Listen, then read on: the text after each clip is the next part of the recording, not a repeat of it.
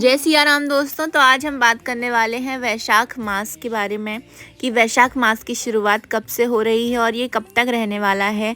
क्यों इस मास को माधव मास भी कहा जाता है, क्यों इसमें जो है सूर्य देव और गुरु भगवान की पूजा करने को इतना ज़्यादा महत्व दिया जाता है। कैसे आप जो है सूर्य भगवान की और गुरु भगवान की पूजा करके सूर्य और गुरु ग्रह दोनों को अपनी कुंडली में जो है मजबूत कर सकते हैं। सूर्य उपासना का क्या है महत्व इस मास में, तो ये सब बातें हम कवर करेंगे इस टॉपिक में। चलिए टॉपिक को स्टार्ट करते हैं। तो हिंदू कैलेंडर के अनुसार आज 24 अप्रैल 2024 से वैशाख महीने की शुरुआत हो रही है। इस महीने का समापन 23 मई 2024 को होगा। इस महीने को माधव मास भी कहा जाता है। ऐसा इसलिए क्योंकि इस मास में भगवान श्री कृष्ण के माधव रूप की पूजा की जाती है। धार्मिक दृष्टि से इस महीने का शास्त्रों में विशेष महत्व माना गया है। स्कंद पुराण में भी इस वैशाख मास को बाकी सभी मासों की तुलना में सबसे ज़्यादा उत्तम माना जाता है। पद्म पुराण में लिखा हुआ है कि वैशाख मास में सूर्य उदय के पहले नहाने से मिलता है अश्वमेघ यज्ञों का पुण्य। तो इन दिनों में सूर्य उदय से पहले उठकर स्नान और पूजा की जाती है। स्कंद पुराण में वैशाख मास को सभी महीनों में सबसे उत्तम बताया गया है।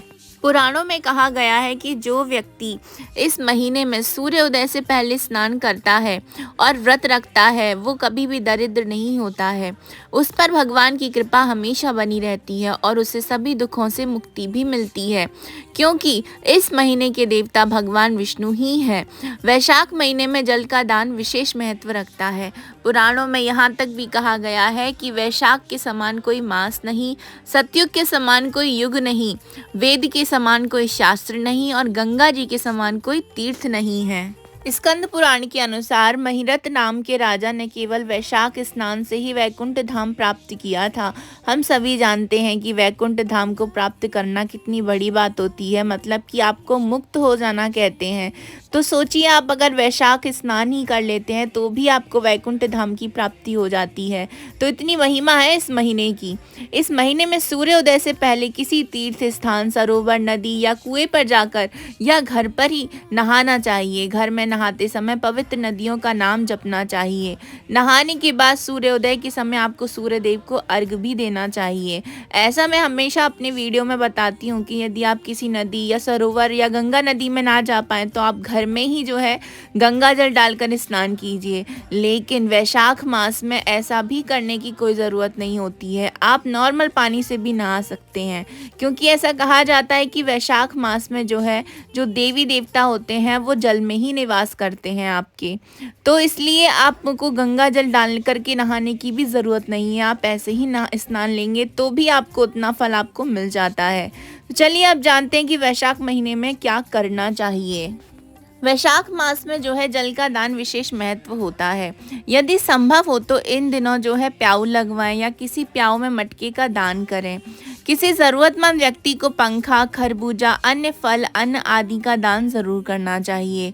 मंदिरों में अन्न और भोजन दान करना चाहिए। इस महीने में ब्रह्मचर्य का पालन और सात्विक भोजन करना चाहिए। वैशाख महीने में पूजा और यज्ञ करने के साथ ही एक समय ही भोजन करना चाहिए। अब मैं आपको बताती हूँ कि क्या आपको इस महीने है जो नहीं करना चाहिए। इस महीने में आपको मांसाहार, शराब और अन्य तरीके के नशे से दूर रहना चाहिए। वैशाख मास में शरीर पर तेल मालिश भी नहीं करना चाहिए। दिन में सोना नहीं चाहिए। कांसे के बर्तन में खाना नहीं खाना चाहिए। रात में भोजन नहीं करना चाहिए और पलंग पर भी नहीं सोना चाहिए। तो ये सारे जो नियम होते हैं कि मतलब क्या क्या आपको इस महीने में करना है और क्या क्या नहीं करना है। आमतौर पर क्या होता है कि वैशाख का जो महीना है ये अप्रैल मई में ही शुरू हो जाता है। विशाखा नक्षत्र से संबंध होने के कारण इसको वैशाख कहा जाता है। इस महीने में धन प्राप्ति और पुण्य प्राप्ति के तमाम अवसर आपको आते हैं। मुख्य रूप से इस महीने में भगवान विष्णु, परशुराम और देवी की उपासना की जाती है। वर्ष में केवल एक बार श्री बांके बिहारी जी के चरण दर्शन भी केवल इसी महीने में ही होते हैं। इस महीने में गंगा या सरोवर स्नान का विशेष महत्व होता है। आमतौर पर इसी समय से लोग जीवन में मंगल कार्य भी शुरू हो जाते हैं। चलिए अब मैं आपको बताती हूँ कि आखिर इस मास को जो है माधव मास क्यों कहा जाता है। इस माह में जो है माधव नाम से भी जाना जाता है। माधव विष्णु जी का एक नाम है। इस मास में भगवान विष्णु की जो है खास पूजा का खास महत्व होता है। वैशाख मास में भगवान विष्णु की पूजा का विधान है। इस दौरान भगवान विष्णु की तुलसी पत्र से माधव रूप की पूजा की जाती है। स्कंद पुराण के वैष्णव खंड के अनुसार कहा गया है कि माधव मास यानी कि वैशाख मास के समान कोई मास नहीं है, सतयुग के समान कोई युग नहीं है और वेदों के समान कोई शास्त्र नहीं है और गंगा जी के समान कोई तीर्थ नहीं है।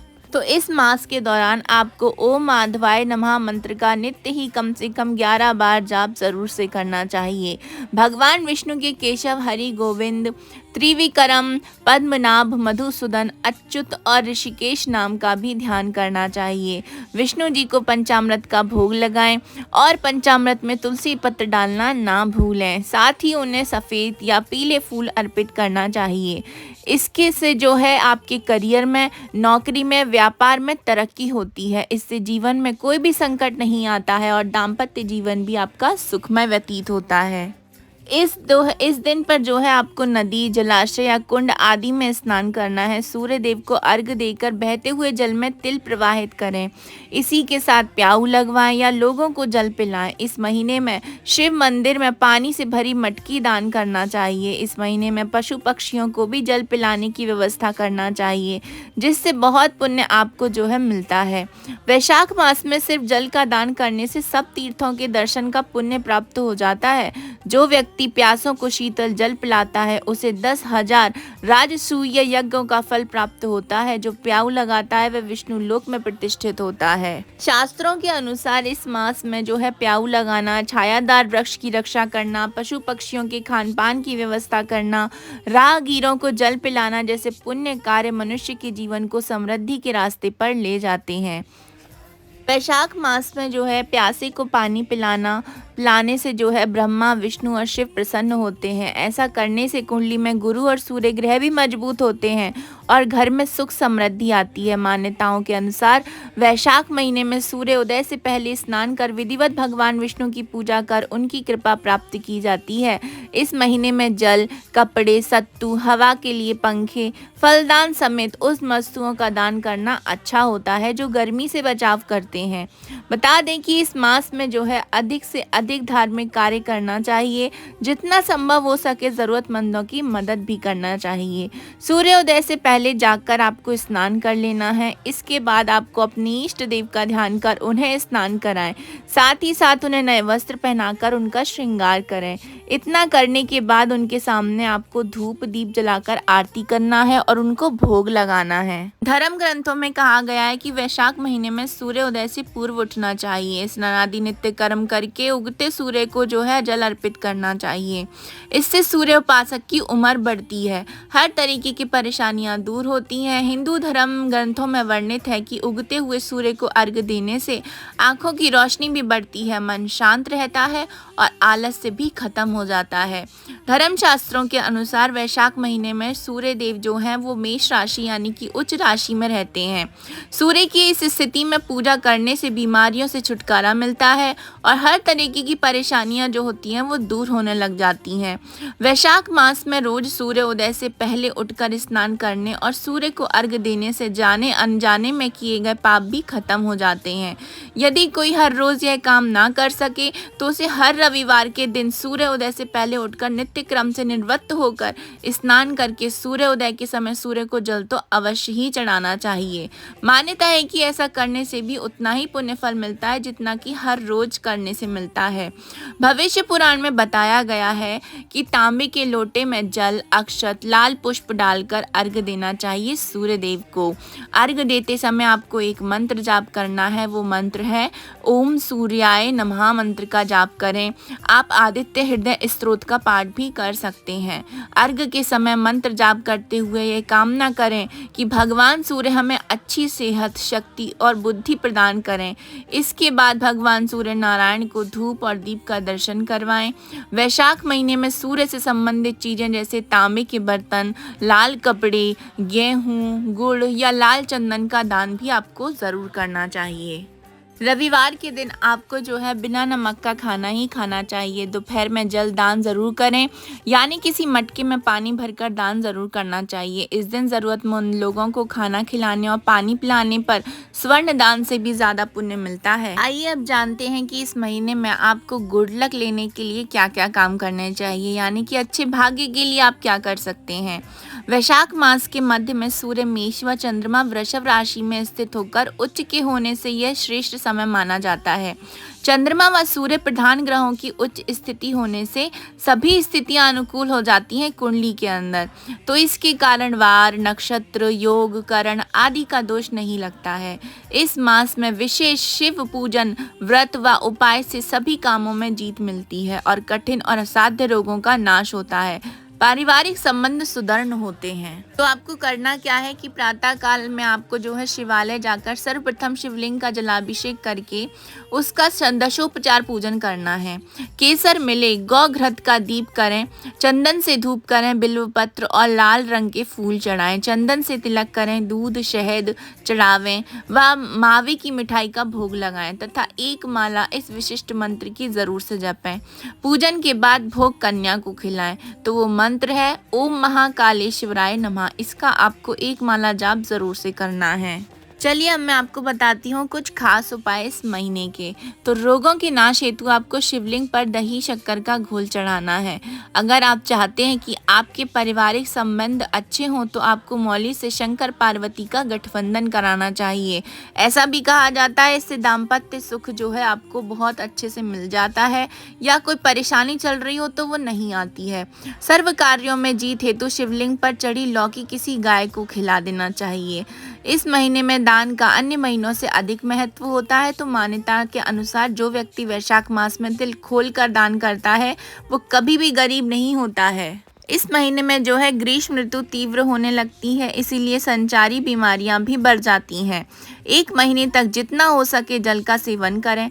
तेल और तेल से बनी चीज़ों को कम से कम खाएं। सत्तू और रसदार फलों को खाने से व्यक्ति ताकतवर बनता है। सुबह जल्दी उठें और रात को जल्दी सो जाएं। चलिए अब मैं आपको ये बताती हूँ कि आखिर इस मास की जो तुलना है वो माह से क्यों की गई है।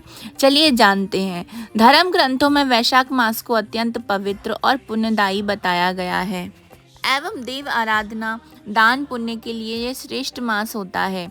इस महीने की तुलना जो है माँ से भी की जाती है, क्योंकि यह एक माता की भांति सब जीवों को सदा अभीष्ट वस्तु प्रदान करने वाला कहा गया है। धर्म हो, यज्ञ हो, क्रिया हो या तपस्या हो का जो सार है वह संपूर्ण देवताओं द्वारा पूजित होता है। संसार में इसके समान भगवान विष्णु को प्रसन्न करने वाला और कोई दूसरा मास है ही नहीं।